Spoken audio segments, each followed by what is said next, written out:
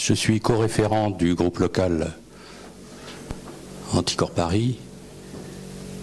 Et si je suis co-référent, c'est qu'il y en a un autre. Je voudrais vous présenter mon collègue Alexandre Calvez.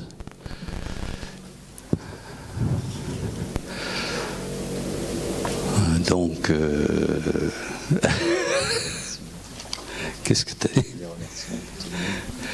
Donc on va commencer par des remerciements. Je vais remercier nos adhérents bénévoles, nos emplois civiques, Laure ici présente et Anthony à l'accueil,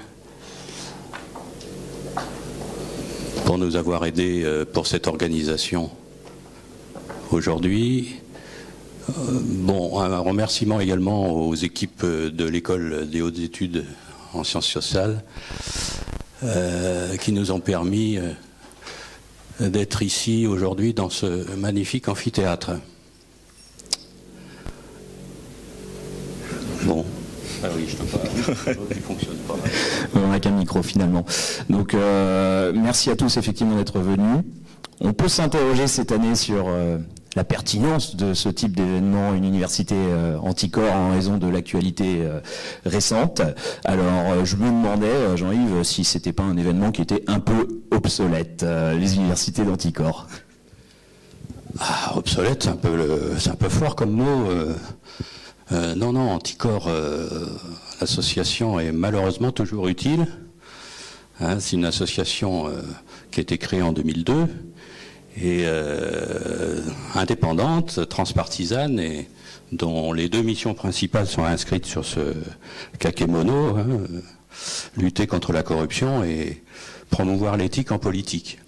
Donc, mais l'éthique en politique, on a quand même vu passer il y a quelques semaines de nouvelles lois qui ont été promulguées. On a l'impression que c'est fini la corruption, que c'est fini les affaires, non ? Ah bon?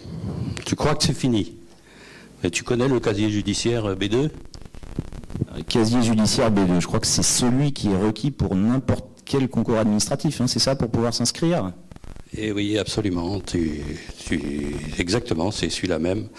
Eh bien, figure-toi que la promesse de l'interdiction pour tous les détenteurs d'un casier judiciaire de se présenter à une élection a été écartée. Exit le casier vierge. Donc, il a été remplacé par des peines d'inéligibilité, parmi lesquelles on relèvera étrangement le cas de fraude fiscale en bande organisée. Cherchez l'erreur. Voilà une des raisons qui motive Anticorps à continuer à porter ses revendications. Bon, ça y est, je suis convaincu que c'est toujours pertinent d'organiser des universités d'anticorps. Bon, alors tu vas peut-être pouvoir nous dire de quoi on va parler aujourd'hui, Jean-Yves. Quel est le programme ? Bien, alors ce matin, bon, vers 10h, on aura une table ronde sur les lanceurs d'alerte. Si tu veux, on peut avoir la liste des intervenants.